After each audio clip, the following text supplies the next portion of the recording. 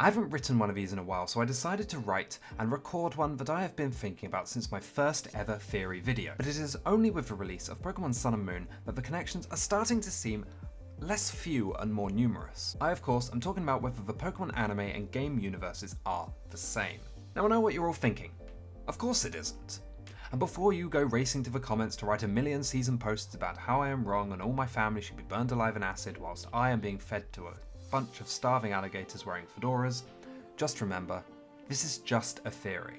You do not have to agree with my theory, but if you do, please be sure to tell me, and if you don't, well, tell me as well, because I'd like to see what you think about these theories. Try editing all that, future me. But looking over the evidence given to us over the last 20 odd years, there has been quite a few subtle hints that link the games to the anime. So, let us begin. In the Pokemon games, there are plenty of references to the anime. For instance, Jessie and James appearing not once, not twice, but 4 times in Pokemon Yellow, sporting not only the classic look of Jessie and James, but they also had a Meowth, Ekans, and Koffing, which later evolved into Weezing and Arbok respectively. It is not only that.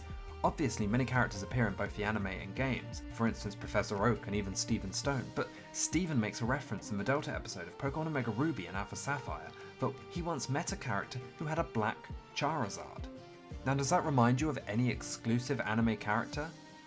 Maybe perhaps Elaine or Alan with his Mega Charizard X, who Ash came second to on the Kalos Elite Conference? But it doesn't stop there. In Pokemon Sun and Moon near Route 14, when you enter the abandoned supermarket, you can see a picture of Ash Ketchum inside the closet where Mimikyu is hiding. It's tiny, but there's no denying that red hat, blue coat and happy little Pikachu on his shoulder. But it doesn't stop there. The demo for Sun and Moon opens with the player getting a letter from Ash, which includes a Pokeball with his Greninja in there. This is his Greninja from the anime series, capable of transforming into Ash Greninja for a unique Pokemon ability. The trainer ID confirms that this water type belongs to Ash, giving players further confirmation that the anime and game worlds are related, if not the same. But it doesn't stop there.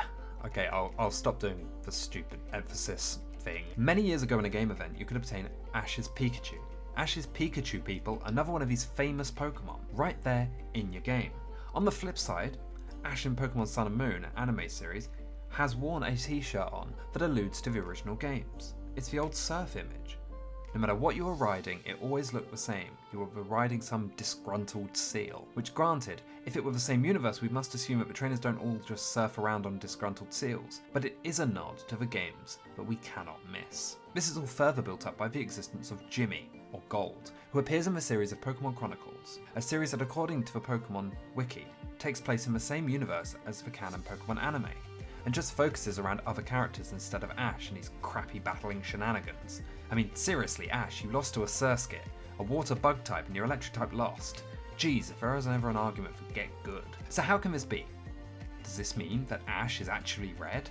No, absolutely not. The differences between Ash and Red are unbelievable. Red is a strategist, a master in his craft, and I guess in the game he's also a mute. Ash, well, Ash, you poor moron. A lot can be said that he is 10, and all boys at that age are fools, but to believe that they are all the same person is just kind of insulting to Red. No, the theory suggests that Ash is lagging behind you in the Gen 1 game, so after Blue and Red defeat Misty in the gym, she goes out and takes a break, decides to go out fishing, gets on a bike, cycles along, and bam, bumps into Ash. Another piece of evidence, or I guess a little bit of theory crafting, is that Oak doesn't remember Blue's name in the games. Gary and Blue could both be Oak's grandchildren and look rather similar, so it makes sense that Oak could mix them up and therefore would have to confirm which grandchild he's talking about by asking, what was his name again? For the rest of the story, Blue and Red are simply slightly ahead of Ash and Gary, which is why the four never meet. So Red beats Brock and Misty before Ash ever meets them. Also, Ash never makes it to the finals in the Pokemon League, so he never sees Red or Blue there either. One of the last pieces of evidence is from the Gen 2 games.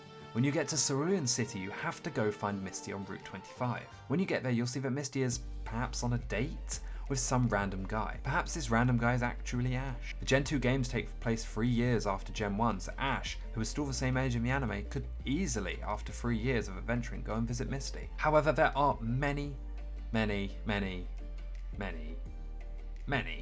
problems with this, however, and to name a few, events just don't match up. Ash is still dealing with Team Rocket and Giovanni in Kalos and Hoenn, when those problems were apparently solved. And even Groudon and Kyogre are brought back after Ash has been through Johto and the Orange Islands, when in the games, the events of the first games and Ruby and Sapphire were supposed to be happening at the same time. Ash, however, did the events of Hoenn well after the events of Kanto, having gone through Johto and the Orange Islands before even fighting Kyogre and Groudon, when they were supposed to be happening whilst he was in Kanto. Not only this, but Oak says that the other two Pallet Town residents, who took the Charmander and Bulbasaur, stopped their journey. Another discrepancy that I see a lot of people using to disprove this: legendaries. I've seen a lot of people arguing that this can't possibly be because nobody in the anime has ever caught a legendary.